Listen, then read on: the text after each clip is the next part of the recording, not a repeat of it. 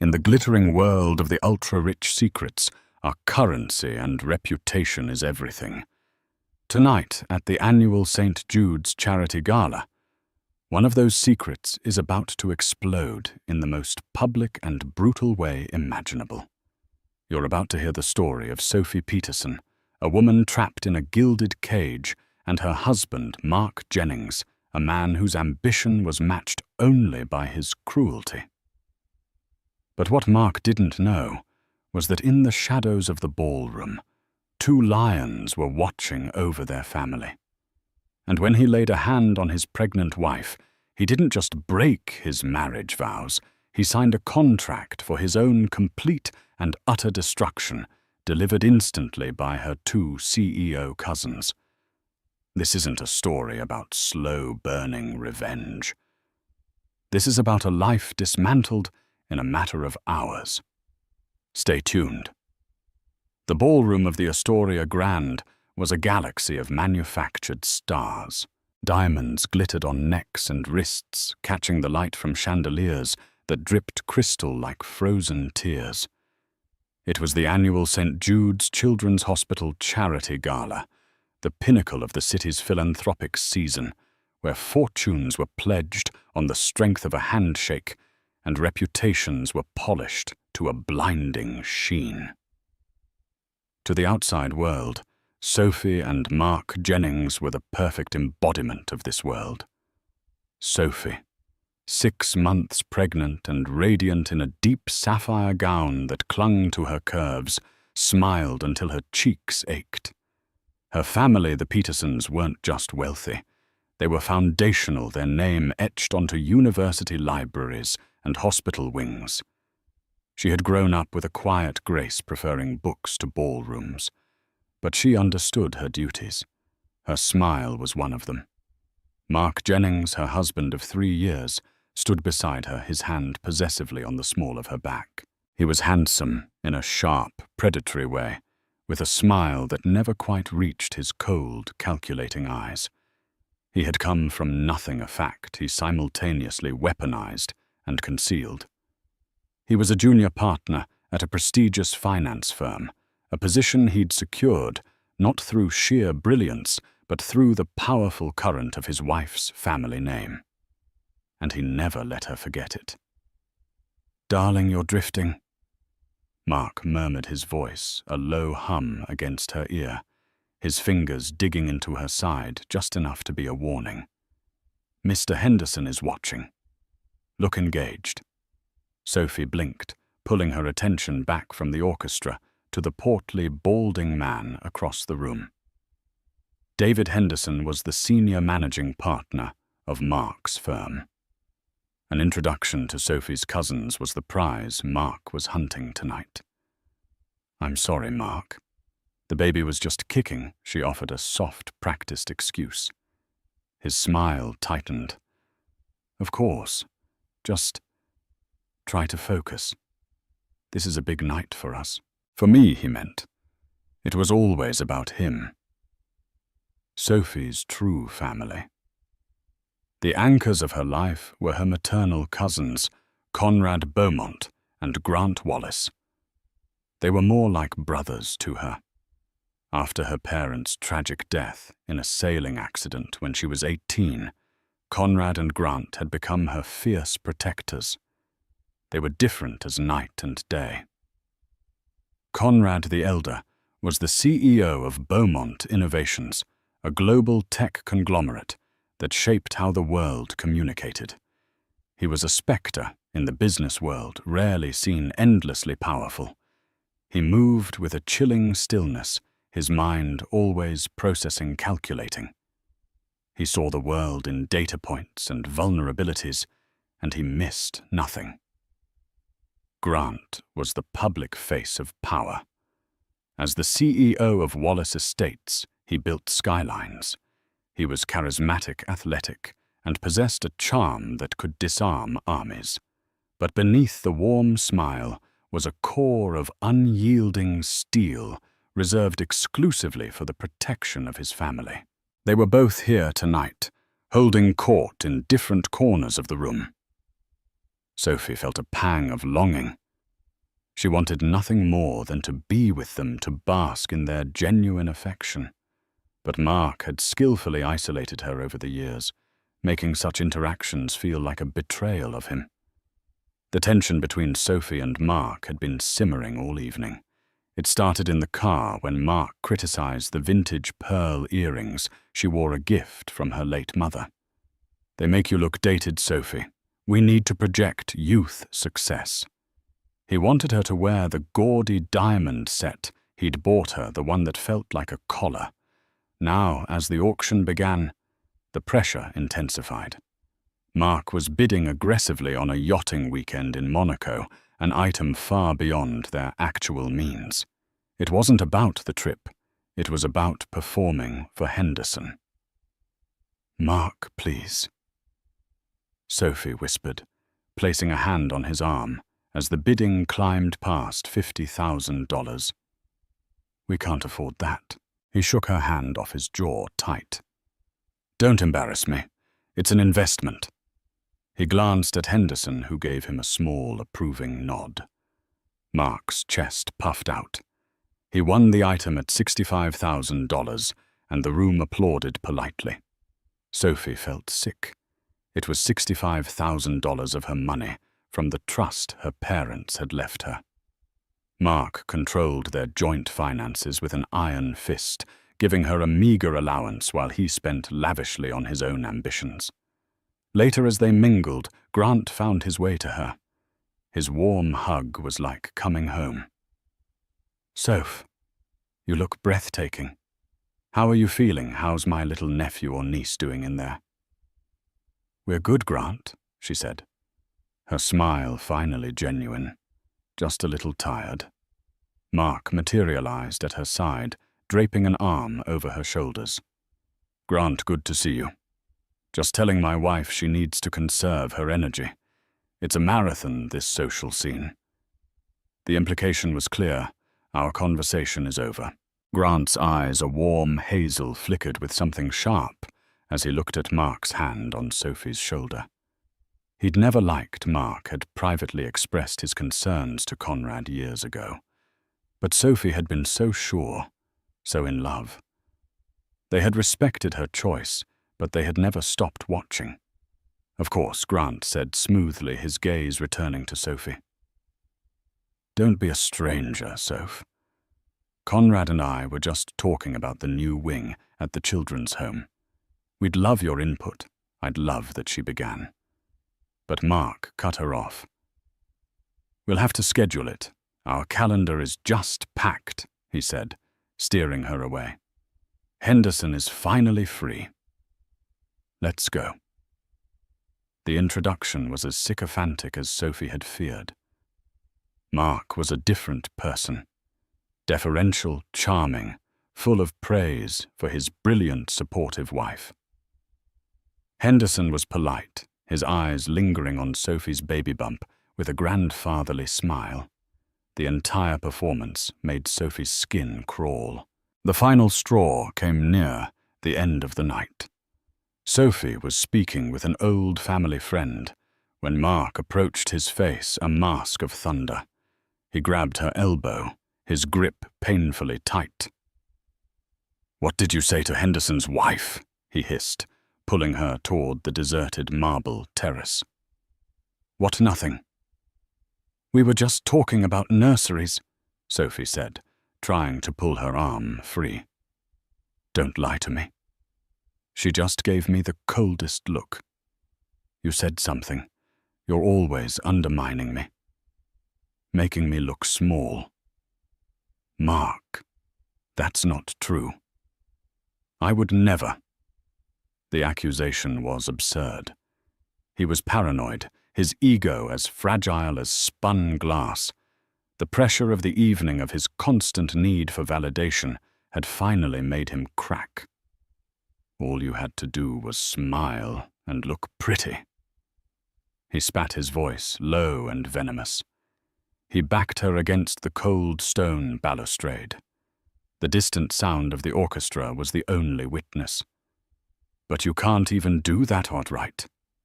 You and your high and mighty family." "You think I need you?" You think I need them? That's not fair. Mark. Tears welled in her eyes. Tears of frustration and fear. My family has given you everything. It was the wrong thing to say. It was the truth, and the truth was the one thing Mark Jennings could not tolerate. His face contorted in rage.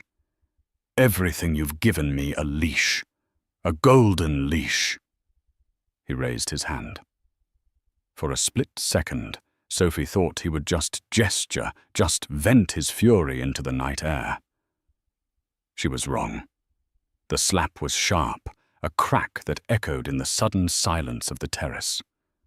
Her head snapped to the side, the sting so immediate and shocking it stole her breath. Her hand flew to her cheek, her mind reeling. He had been cruel before, verbally, emotionally. He had grabbed her, pushed her, but he had never, ever hit her. Not like this. Stunned, she looked up at him, her vision blurry with tears. His rage had vanished, replaced by a flicker of panic. But it was too late. The act was done, and he had made one catastrophic miscalculation. He thought they were alone. From the shadows of the arched doorway leading back to the ballroom, two figures emerged. They hadn't been there a moment ago, but they were there now, as if summoned by the violence itself. Conrad Beaumont and Grant Wallace stood side by side, their tuxedos perfectly tailored, their faces utterly devoid of emotion. But their eyes burned with a cold fire that promised an apocalypse. The lions had seen the jackal strike, and the hunt had just begun. The world seemed to slow down. The faint music from the ballroom, the cool night air, the distant city lights, it all faded into a muffled backdrop for the scene frozen on the terrace. Sophie's cheek throbbed a hot, blossoming pain that was nothing compared to the cold dread coiling in her stomach. Mark's face was a canvas of shock and dawning horror as he stared past her at the two men in the doorway. Grant moved first. He didn't run.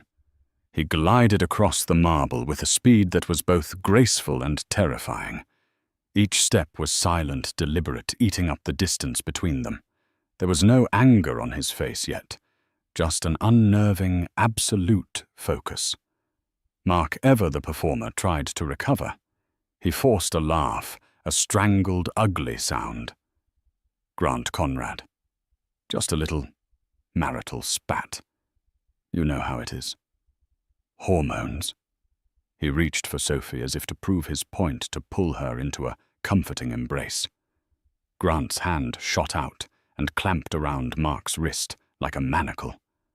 Mark winced, his bravado instantly crumbling. Grant's grip was immense, the product of years of early morning workouts and an iron will. He wasn't just holding Mark. He was pinning him, neutralizing him. "Take your hand off my cousin," Mark Grant said. His voice was eerily calm, a low rumble that carried more menace than any shout ever could. He twisted Mark's wrist just slightly, and a choked gasp escaped Mark's lips. He let go of Sophie as if she were on fire. Conrad remained in the doorway, a silent, imposing silhouette. He hadn't moved a muscle, but his presence filled the space. His eyes, dark and analytical, were fixed on the red mark blooming on Sophie's cheek. He was cataloguing the damage, processing the transgression. In that moment, he wasn't a cousin. He was a machine calculating variables for a war that Mark Jennings didn't even know had been declared. Sophie, still reeling, stumbled back against the balustrade. Grant immediately released Mark and stepped between them, creating a human shield. He gently cupped her face, his thumb brushing near the angry red mark. "Are you okay, Soph? Did he hurt you anywhere else?" She could only shake her head, a sob finally breaking free. The shame, the pain, the terror, It all came crashing down, but mixed with it was a new, overwhelming wave of relief. She wasn't alone. Mark, rubbing his wrist, tried to salvage the unsalvageable. Now listen, this is a misunderstanding. Sophie is overwrought. The pregnancy— Say the word pregnancy one more time, Grant warned, turning his head slowly to face him. I dare you. The mask of civility had completely fallen from Grant's face, replaced by a look of pure, controlled fury. This was the Grant that hostile corporate raiders and stubborn city planners whispered about, the man who could smile while he tore your world apart. Mark took a step back, finally understanding the depth of the chasm he had just opened. These weren't just Sophie's well-connected cousins. They were titans. He had built his entire career on the periphery of their power, and he had just attacked the center of their universe. Conrad finally moved, stepping fully onto the terrace. He pulled out his phone, a sleek, custom-built device. He tapped the screen a few times, his movements economical and precise. "What are you doing?" Mark asked, his voice trembling. "Calling the police. Don't be ridiculous. This is a private matter." Conrad looked up from his phone, and for the first time he spoke. His voice was quiet, almost a whisper, yet it cut through the night like a shard of ice. "The police are too temporary, Mark. Their solutions are inefficient." He paused, his gaze sweeping over Mark from head to toe, as if appraising a faulty piece of equipment. "I'm calling Mr. Davies. He's my head of security. He's already on his way up. He will escort Sophie from the premises." He then looked at Sophie, his expression softening for a fraction of a second. "Sophie, you're coming with us. You're not spending another second with this thing." The word thing hung in the air, a deliberate, dehumanizing strike. Panic seized Mark. His public image, his career, his carefully constructed life, he could see it all shattering. "No, Sophie, tell them. Tell them it was a mistake. I love you." "I'm sorry, I was stressed. I didn't mean it." He tried to move toward her, but Grant blocked him with an immovable shoulder. "You don't get to speak to her anymore," Grant stated flatly. Sophie, holding her cheek, found her voice. It was shaky, but it was there. I'm going with them, Mark." The finality in her tone hit him harder than the physical restraint. He looked from Grant's unyielding glare to Conrad's chillingly calm demeanor.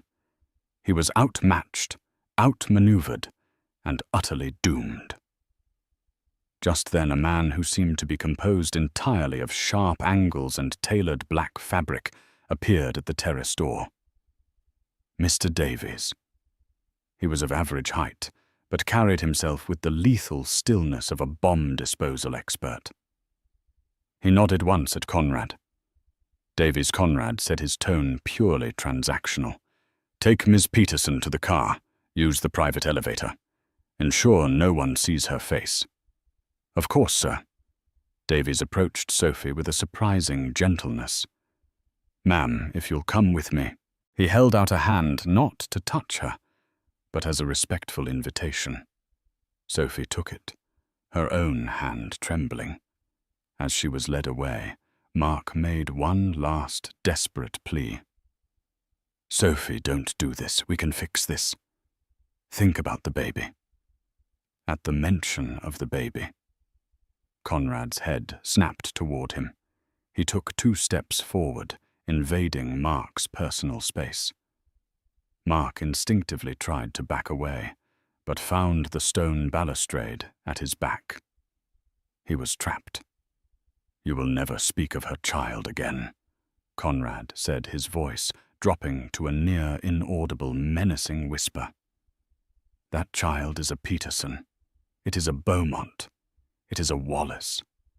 It is no longer any concern of yours. Do you understand me?" Mark could only nod, his throat tight with fear. Conrad continued, his eyes like black chips of ice. In about 5 minutes, Grant and I are going to walk back into that ballroom. We are going to smile and we are going to mingle. You, however, are going to feel your phone buzz. It will be a notification from your bank. Your personal account, the one filled with Sophie's trust fund money, has been frozen pending a fraud investigation. A moment later, your corporate credit cards will be declined. Then you will receive an email from a gossip columnist with a subject line asking for comment on an anonymous tip about a prominent finance executive assaulting his pregnant wife at a charity gala. Attached will be a security still from a camera you didn't know was there. Mark's face went white. He glanced around the terrace wildly. There were no visible cameras. There are always cameras, Conrad said, as if reading his mind. You just have to own the building to get the footage. He gestured vaguely to the glittering city. Grant owns this building. Grant, who had been watching in grim satisfaction, added his own parting shot. And Mark, he said, his voice casual, almost friendly.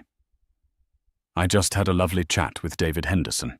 Mentioned I was thinking of moving a substantial part of our portfolio. He was very interested. Then I mentioned how disappointed I was to see how he employed men who can't handle their pressure. Men who take it out on women. I believe my exact words were, "It shows a profound lack of character, and character is the only currency I trade in." I don't think he'll be taking your calls tomorrow. Or ever again. Mark's legs gave out. He slid down the balustrade, slumping to the ground in his $1,000 tuxedo, a broken puppet with its strings cut. Conrad looked down at him, his face a mask of utter contempt. This isn't the revenge, Mark. This is the overture. We're just getting started. He turned, and with Grant at his side, walked back into the dazzling light of the ballroom, leaving Mark Jennings alone in the darkness, a ghost at a party that was no longer his. The unmasking was complete. The demolition was about to begin. The ride from the gala was a silent, surreal blur. Mr. Davies drove the custom Maybach with an unnerving smoothness, navigating the city's arteries as if they were his own private pathways. Sophie sat huddled in the plush leather interior, a cashmere throw blanket that had appeared from nowhere draped around her shoulders. Grant sat beside her, not touching, but radiating a protective warmth that kept the shivering at bay. Conrad sat opposite them, his face illuminated by the cool glow of his phone as his thumbs moved in a rapid, silent dance of destruction. They didn't go to Sophie's home, the house that was legally hers, but had become Mark's stage. They didn't go to one of Grant's opulent penthouses that were frequently splashed across architecture magazines. Instead, they drove to a discreet, almost anonymous building in a quiet, historical part of the city. Conrad owned the entire building, a fact known to only a handful of people. It was his private sanctuary, his fortress of solitude, and tonight it would be Sophie's. The private elevator opened directly into a sprawling apartment that felt less like a home and more like a serene, minimalist art gallery. The ceilings were impossibly high, and one entire wall was a sheet of glass offering a breathtaking panoramic view of the city lights. The furniture was sparse, elegant, and brutally expensive. There was no clutter, no personal photographs, only clean lines and quiet order. It was the physical manifestation of Conrad's mind. A woman in a simple grey dress was waiting for them. She had kind, intelligent eyes and a calm demeanor. "This is Dr. Helen Webb," Conrad said, his voice softening as he addressed Sophie. "She's a friend, and the best OB-GYN in the country. She's here to make sure You and the baby are all right." Sophie, who had been functioning on autopilot, felt a fresh wave of tears threaten. The thoughtfulness of it, the quiet, efficient care, was so starkly different from Mark's loud, performative concern that was always about himself. She allowed Dr. Webb to lead her into a large, tranquil bedroom. While Sophie was being examined, Grant paced the length of the glass wall like a caged tiger. "I want to kill him, Conrad. I swear I want to go back there and break him into 1,000 pieces, and that would solve nothing," Conrad replied, without looking up from his tablet, where he was now orchestrating a far more complex attack. "Physical pain is temporary. It heals. What we are going to do to him is permanent. We are going to erase him." "What have you done so far?" Grant asked, running a hand through his hair. "Phase 1 is containment." Conrad explained, his voice the detached monotone of a general outlining a battle plan. His access to Sophie's primary trust is frozen. "I used our family council to flag a series of suspicious withdrawals Mark made over the last year. Our grounds are undue influence and potential spousal fraud. It's legally sound and will tie up that capital for months, if not years." "He has his own money," Grant countered. "He has a salary," Conrad corrected. "A salary which, as of about 10 minutes ago, he no longer receives. I made a call to 2 majority board members at his firm. They are old friends of our father. I sent them a single pixel-perfect image of Sophie's cheek. I told them that an employee's character reflects on the firm's reputation, and that the Wallace-Beaumont family was re-evaluating all of its financial partnerships. Mark Jennings will be fired by 9:00 a.m. tomorrow. His termination clause will be voided due to a morality breach. He will get no severance." Grant stopped pacing, a slow, predatory smile spreading across his face. "Good. What else? I've initiated a digital quarantine. Our cybersecurity team at Beaumont Innovations is currently walling him off. His personal emails, his cloud storage, his social media. They will all experience a series of cascading, untraceable technical failures. He will be a ghost in the machine he relies on. Furthermore, any attempt he makes to contact Sophie by phone, email, or any other digital means will be rerouted to a dedicated server in my office, logged and blocked. He will be screaming into a void." The door to the bedroom opened, and Dr. Webb emerged. Both men fell silent, turning to her with identical anxious expressions. "She's okay," the doctor said gently. "Her blood pressure is elevated as expected, but the baby's heartbeat is strong and steady. There are no signs of immediate distress. The mark on her face is superficial, but I'm more worried about her emotional state. She's been under an immense amount of stress for a long time, I suspect." Sophie appeared behind her, wrapped in a plush white robe. Her face was clean of makeup, her eyes red-rimmed and exhausted, but for the first time in years, the haunted, hunted look in them had begun to recede. "He told me I was being hysterical," Sophie whispered, her voice hoarse. "For months. Every time I questioned him about money, about the late nights, about his temper, he'd twist it. He said the pregnancy was making me paranoid and emotional. It was a classic abuser's tactic, gaslighting, the methodical erosion of a victim's confidence in their own sanity." Grant's hands clenched into fists at his sides. Conrad's jaw tightened, the only outward sign of his rage. "He isolated me." Sophie continued, her voice gaining a bit of strength as she finally spoke the truth aloud. "He'd find reasons to argue with me right before I was supposed to see friends. He'd criticize my family, saying you all looked down on him, so I felt guilty every time I spent time with you. He made my world so small until he was the only thing in it." She looked at her cousins, her eyes pleading for them to understand. "I'm so sorry. I should have seen it.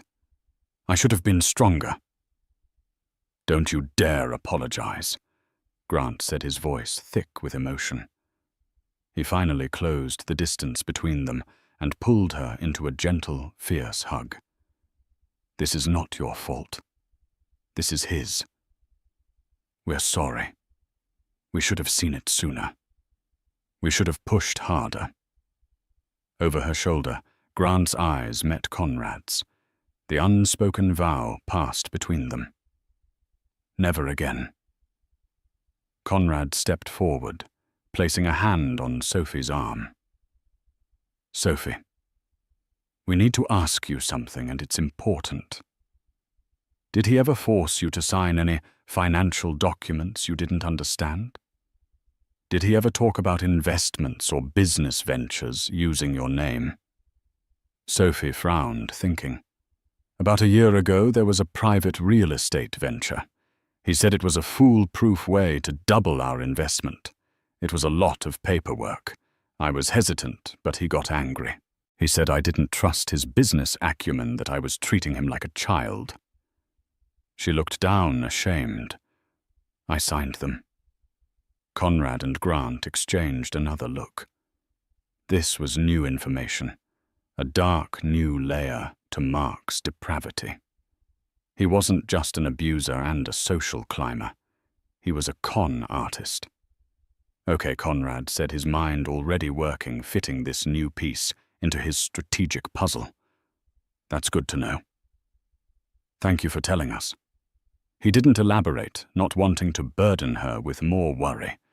But the nature of the war had just changed. This was no longer just about retribution for a slap.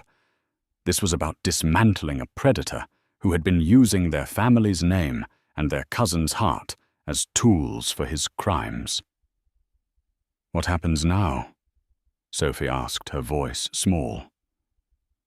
Now Conrad said with absolute certainty, "You rest. You are safe here. No one in the world knows this address besides the 4 people in this room. Davies will be stationed outside your door. You eat, you sleep, and you think about names for the baby. You let us handle the rest. We're going to burn his world to the ground." Soph Grant added his tone, leaving no room for doubt. "And then we're going to salt the earth so nothing ever grows there again." For the first time that night, a tiny, watery smile touched Sophie's lips. She felt the immense weight she had been carrying for years begin to lift. She was in a fortress, surrounded by the only army she would ever need. The cage was broken. Mark Jennings woke up the next morning on the cold marble floor of the terrace. His tuxedo was wrinkled, his head pounded from a combination of stress and the 2 glasses of champagne he'd had hours earlier, and a deep, soul-crushing dread had settled in his bones. For a moment he tried to tell himself it was a nightmare, but the throbbing in his wrist where Grant had grabbed him and the ghostly image of Conrad's dead eyes were brutally real. He scrambled for his phone. He had to call Sophie. He had to fix this. Apologize, charm, manipulate, whatever it took. He'd done it 100 times before. He dialed her number. It rang once, then went straight to a crisp, automated message. "The number you have dialed is no longer in service." Panic flared. He tried again. Same result. He sent her a text, a long, rambling paragraph of apologies and declarations of love. No delivery receipt. He tried to log into her social media, an account for which he'd secretly acquired the password months ago. Incorrect password. "Fine," he muttered to himself, his hands shaking. "Fine. They're blocking me. I'll deal with that later. First, damage control at work." He needed to get ahead of whatever Grant had said to Henderson. He opened his banking app to check his balance, planning to wire a generous donation to Henderson's favorite charity as a goodwill gesture. The screen loaded, and his blood ran cold. Account balance $0. 000. Account status. Frozen. Pending investigation. No.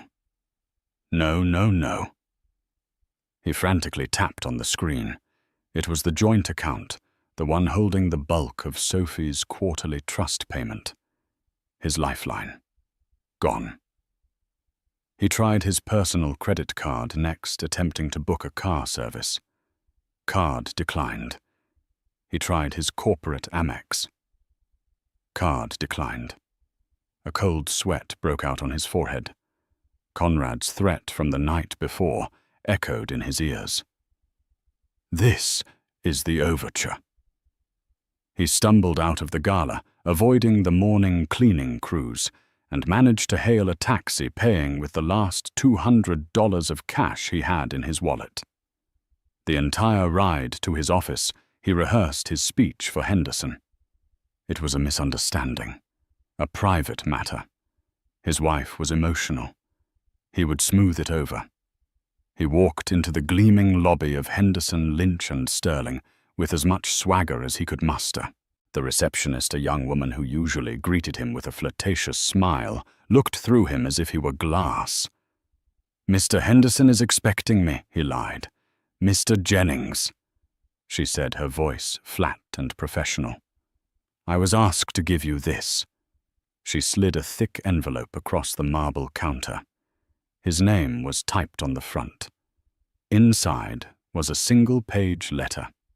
He was terminated effective immediately for a severe breach of the company's morality clause. His access to the building had already been revoked. A box with his personal effects would be couriered to his home. He read the letter 3 times, but the words wouldn't make sense. Fired. It wasn't possible. He was a rising star. Henderson loved him. He looked up from the letter and saw 2 stern-faced security guards approaching him. "Sir, you need to leave the premises now." Humiliation burned his cheeks. He was being escorted out of his own office building like a common criminal. The entire lobby was watching. He spent the rest of the morning in a frantic spiral, sitting in a coffee shop using their public Wi-Fi. Every digital door was slamming shut in his face. His corporate email account was gone. His personal email was flooded with spam, thousands of emails per minute, making it impossible to find anything important. His LinkedIn profile was suddenly inaccessible.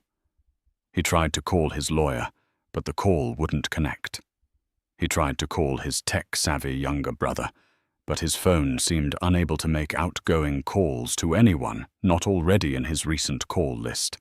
It was as if a ghost was living in his phone, selectively curating his reality, isolating him. This was Conrad's world, the digital realm. Mark was a tourist here. Conrad was a god. He was being systematically erased 1 byte at a time. Every system he relied on, every convenience of modern life, was being turned against him. He felt a profound and terrifying sense of helplessness. He was digitally blind, deaf, and mute.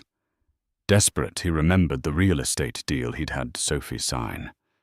It was his ace in the hole, a shady but potentially lucrative development deal with some questionable partners. It was his escape plan, his screw-you money to the Peterson family. The contracts were stored in his personal cloud account. He tried to log in. Account not found. He felt the air leave his lungs.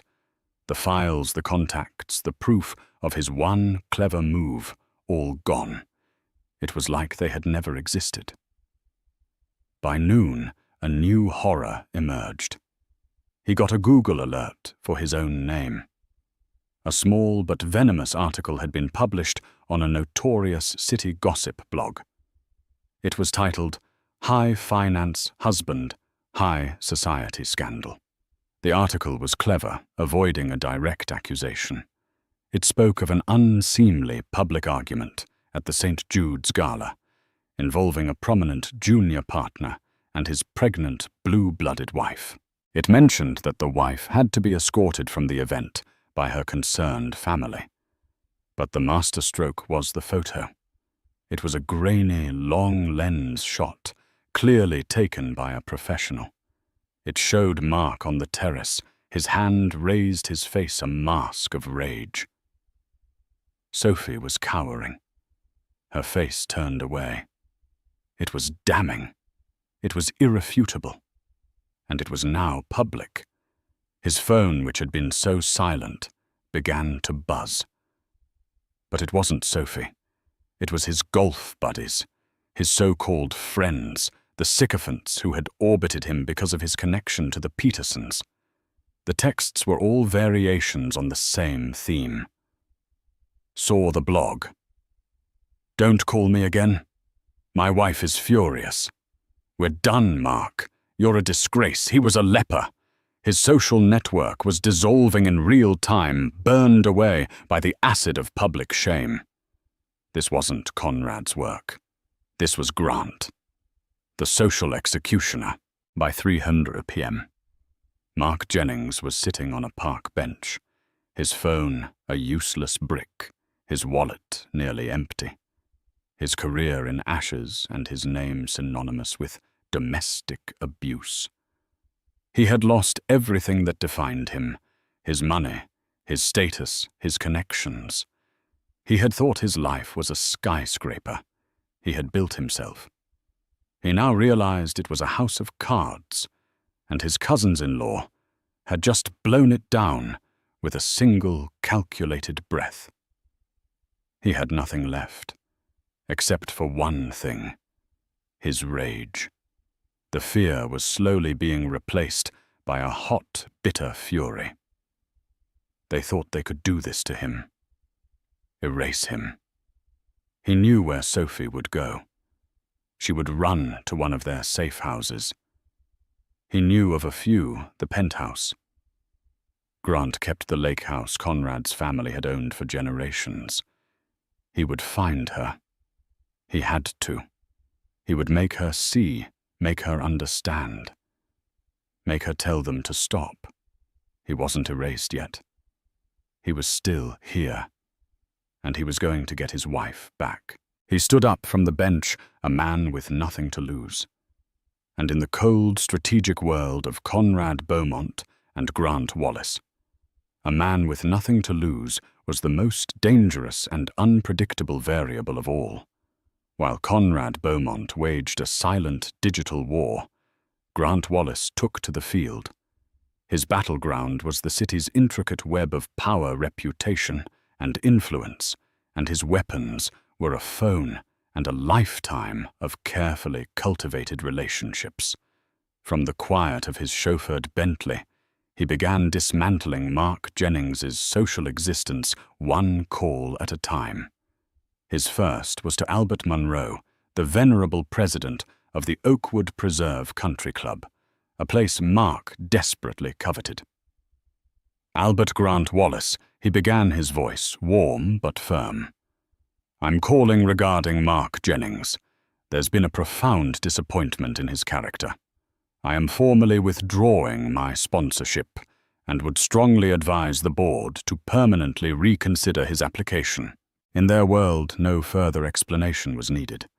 A man's character was his bond, and Grant had just declared Mark's bankrupt. By mid-morning, Mark was blacklisted. Next, he called the director of the St. Jude's Foundation. He didn't shout or threaten. He simply expressed his deep concern over the unfortunate lapse in security that allowed a guest to be assaulted.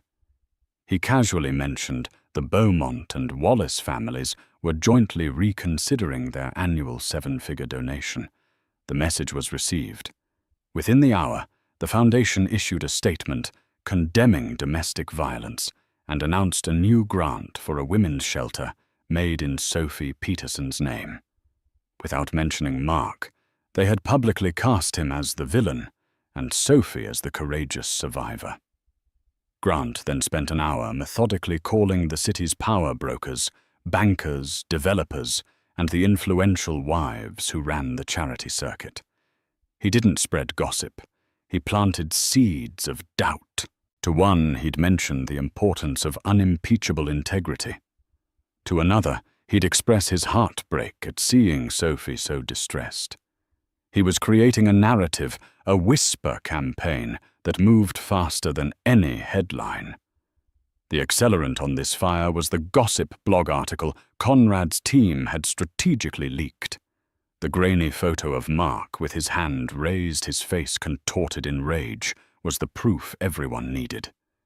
The seeds Grant had planted bloomed into a forest of condemnation. Mark's phone, once a source of opportunity, became a vessel for social banishment. Texts from golf buddies and former allies arrived one after another, each a short, sharp blade severing a tie. He was a pariah. The final, most devastating blow was aimed at Mark's future. Grant knew about the secret real estate deal Mark was trying to broker with a group of ruthless venture capitalists, the same deal whose digital files Conrad had already vaporized. Grant arranged a chance meeting with the key investor Robert Chen in the steam room of an exclusive gym. Rob Grant said, his voice a casual murmur in the thick, humid air. A word of friendly advice. I hear you might be looking at a deal with a guy named Mark Jennings. Chen, a shrewd operator, was immediately on high alert. We've had discussions. Why? Just be careful who you get into business with. Grant said, letting the silence hang between them. A man who can't control himself in public probably can't be trusted to control a multi-million-dollar project. It shows a profound lack of character, and character is the only currency I trade in. The veiled threat was unmistakable. An association with Mark Jennings was now radioactive, a guaranteed failure. Grant had salted the earth of Mark's last hope. Back in Conrad's secure apartment, Sophie was slowly healing. She had slept without fear and eaten without judgment. The suffocating anxiety that had been her constant companion for years was finally beginning to recede. She sat with Grant that afternoon, watching the city lights begin to twinkle. Is it wrong, she asked in a small voice, that a part of me is enjoying this? No, Soph. Grant replied, his tone gentle but firm. It's not wrong. It's called justice. He showed her the press release from the foundation, the one that would use her name to help countless other women. Your name will stand for strength, his will be a cautionary tale. But their clean, remote revenge was about to become dangerously real. Grant's phone rang, displaying Conrad's name. The call was clipped and urgent. He's on the move, Conrad said, dispensing with pleasantries. He pawned his watch for cash an hour ago. He used it to buy a used, untraceable car. Grant stood, his entire body tensing with a protective instinct. Where is he going? My team is tracking him via traffic cameras. Based on his trajectory, there's only one place he could be going. A place he knows means everything to you. Grant's blood ran cold. The lake house. It was her sanctuary, the one place she might run to for comfort. And Mark knew it. Davies and his team are already en route, Conrad said. But I think we should be there too. This needs to end. Face to face. The systematic demolition was over. The final confrontation was about to begin. The Peterson family lake house was a sanctuary from Sophie's childhood, a place of warmth and safety. It sat nestled in the pines overlooking Crystal Lake, and as dusk settled, it was dark save for a single inviting light in the main living room. This was the light Mark Jennings drove towards a man hollowed out by fear and filled with a bitter, desperate rage. After pawning his expensive watch for a handful of cash, he'd bought a junk car and driven for hours, fueled by the conviction that this was his last stand. He had to find Sophie. He had to make her fix what she had broken. He approached the house on foot through the woods, his heart pounding. The single light drew him in like a moth to a flame. He crept onto the wide veranda, his breath fogging in the cool night air, and peered through the large picture window. There she was, curled on a sofa near the fireplace, a book in her lap. She looked serene, a calm he found insulting. That peace was a world he was no longer a part of, and the sight of it ignited his fury. He tried the veranda door. It was unlocked. A smirk touched his lips. She was still careless, still trusting. He slipped inside his footsteps, swallowed by the thick carpet. "Sophie," he said, his voice a venomous whisper. Her head snapped up, her eyes widening in terror. The book tumbled to the floor as she scrambled to her feet, a hand flying instinctively to her pregnant stomach. "Mark, how did you find me? You need to leave, now." "Leave?" He let out a harsh, grating laugh. "I have nowhere to go. You and your cousins took everything from me. You destroyed my life." He advanced on her, his eyes wild. "We are going to fix this, you and I. You are going to pick up the phone, you are going to call your precious cousins, and you are going to tell them this was all a terrible mistake." A mistake Sophie's fear was rapidly being burned away by a surge of righteous anger. "You call striking your pregnant wife a mistake. You isolated me, you manipulated me, and you assaulted me. You don't get to demand anything from me ever again." "I made one error in judgment," he roared, taking another step. "And for that, I'm destroyed." "Is that the justice of the mighty Beaumonts and Wallaces?" "It is." The voice was not Sophie's. It came from the shadows near the great stone fireplace. Grant Wallace stepped into the light, his arms crossed, his expression unreadable. From the main hallway, a second figure emerged. Conrad Beaumont, holding a slim tablet.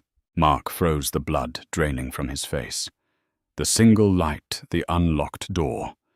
Sophie alone by the fire, it was a stage, and he was the fool who had just walked into the center of it. The security he'd glimpsed outside weren't for her protection from the world. They were for her protection from him. "You set me up," he stammered, his bravado crumbling into dust. "We anticipated you," Conrad said, his voice devoid of emotion. "We knew your ego wouldn't allow you to simply disappear. You are, if nothing else, predictable." Mark's gaze darted between the three of them, then to the silent, imposing figures of security men who now blocked his only exit. He was caged. "What more do you want?" he snarled. "You've bled my accounts, ruined my career, and made my name poison. What's left to take we're not finished?" Grant said, his voice dangerously low. "Everything we've done so far was for what you did to her." He nodded towards Sophie. "This next part is for what you tried to do to our family." Conrad held up the tablet, its screen glowing with financial charts and legal documents.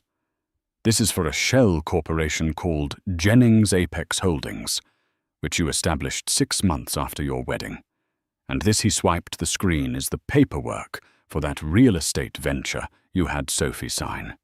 You told her it was a joint investment to secure your future together." The trap was far more complex than Mark had imagined. This wasn't just about the slap. It wasn't an investment, was it? "Mark?" Conrad continued, his voice a clinical indictment. "You used Sophie's signature along with a forged power of attorney to secure a massive, high-risk loan. You put the Peterson family trust up as collateral. That money was funneled through your shell company to criminal partners. It was your escape plan. If the deal failed, our family would be on the hook for millions. If it succeeded, you'd vanish with the profits. The devastating twist landed in the silent room. Sophie let out a soft gasp, staring at Mark with horrified realization. The abuse, the control, it wasn't just the behavior of a cruel husband. It was the calculated strategy of a con artist. "He never loved me," she whispered the words, hanging in the air like smoke. It was all a business transaction. "You can't prove a thing," Mark blustered, but the panic in his eyes betrayed him. "I already have Conrad stated. My forensic accountants have the entire digital trail. We have a sworn statement from the bank officer you bribed. We have everything we need to send you to federal prison for bank fraud, wire fraud, and forgery. A very long time, Mark." Conrad set the tablet down and placed a thick legal folder beside it. "So you now have a choice," he said. "Door number 1. My security will escort you to the local authorities where a federal agent is waiting to arrest you. Or door number 2. He tapped the folder. "Inside are 2 things: a full signed confession to all your financial crimes and divorce papers, in which you relinquish all claims to Sophie's assets and terminate all parental rights to her child. You will sign everything. In exchange, you will be given a one-way ticket and a small stipend to live a quiet life of obscurity. This confession stays with me as insurance. The moment you ever try to contact Sophie or her child, it goes to the authorities. Prison or exile, annihilation or erasure." Mark stared at the folder, his world collapsing to a single impossible choice. He looked at Sophie, searching for any flicker of the woman he once controlled. He found none. The woman before him was a stranger, her eyes filled with a cold, hard strength. "You won't get away with this," he whispered, one last, pathetic act of defiance. Sophie took a step forward, her voice clear and ringing with power. "You're wrong, Mark. You're the one who didn't get away with it." His shoulders slumped. The fight was over. He was a broken man, utterly and completely defeated. He walked slowly to the table and reached for the pen. Under the watchful eyes of Sophie's cousins, Mark Jennings signed his life away. With a pen that felt unnaturally heavy, he initialed the confession to his financial crimes, the divorce papers that severed all ties to Sophie's assets, and the document that terminated his parental rights to their unborn child. Each signature was a nail in the coffin of his former life. When it was done, he was handed a manila envelope. Inside was a new passport, a one-way ticket to South America, and $10,000 in cash. A wire transfer will arrive monthly enough to live on. Not enough to matter. Conrad stated, his voice cold as steel. "The moment you attempt to contact Sophie or her child, the payments stop, and this confession goes to the U.S. Attorney. You are a ghost now. Stay that way." Mark nodded mutely and walked out of the house without a backward glance, a non-entity erased from the world he fought so desperately to conquer. The moment the door clicked shut, a strange sound filled the room. Sophie was laughing. It wasn't a laugh of joy, but of pure, unadulterated release, the sound of a rusted cage door finally breaking open. Tears streamed down her face in a cathartic storm of grief and liberation, washing away years of fear. Months passed. The scandal faded, and Mark Jennings became a forgotten name. Sophie, however, flourished. She moved into a sun-drenched brownstone, filling it with the life and color Mark had despised. She had reclaimed her world. Her true purpose was found when she took her seat on the Peterson Family Foundation board. Her first act was to establish the Phoenix Grant, a major fund providing legal and financial aid to women escaping abusive relationships. She was no longer a victim who had been saved. She was a survivor, building an army of her own. One crisp autumn afternoon, 7 months after that night, Grant and Conrad found her in the newly finished nursery. She sat in a rocking chair, a serene smile on her face, her hand resting on her large, round belly. "It's beautiful, Soph," Grant said softly. "Everything is ready," she replied, "just waiting on the guest of honor." Conrad, ever the stoic, stood beside her chair, his gaze softening as he took in the peaceful room. "You did well," he said, his highest form of praise. Sophie looked up at the two men who had been her saviors and her brothers. "We did well," she corrected him. "Thank you. For everything." A week later, Elizabeth Rose Peterson was born healthy and beautiful, with her mother's brilliant blue eyes. In the hospital room, Sophie held her daughter, her heart overflowing with a love so pure it eclipsed every shadow of her past. Grant and Conrad stood on either side of the bed, guardians watching over the family's future. Elizabeth gripped Conrad's finger with her impossibly small hand, and for the first time in years, the formidable CEO's face broke into a wood-unguarded smile. Sophie's new dawn had arrived. Her scars were not a sign of weakness, but a testament to her survival. As she looked at her daughter, she knew with every fiber of her being that their future was secure and bright. And that is the story of how one man's monstrous act of cruelty was met with an immediate and overwhelming force of family loyalty and absolute justice. It's a stark reminder that the deepest betrayals often come from those we trust the most. But it's also a powerful testament to the unbreakable bonds that can lift us from our darkest moments. Sophie's story isn't just about revenge. It's about reclamation. It's about a woman finding her voice, her strength, and her purpose after being silenced for far too long. She transformed her pain into power, creating a new life for herself and her daughter, and building a legacy of helping others. What did you think of Conrad and Grant's methods? Was their revenge justified? Let us know your thoughts in the comments below. If this story of justice served resonated with you, please give this video a thumbs up and share it with someone who loves a story where the villains get exactly what they deserve. And don't forget to subscribe and hit the notification bell so you won't miss our next story. Thank you for listening.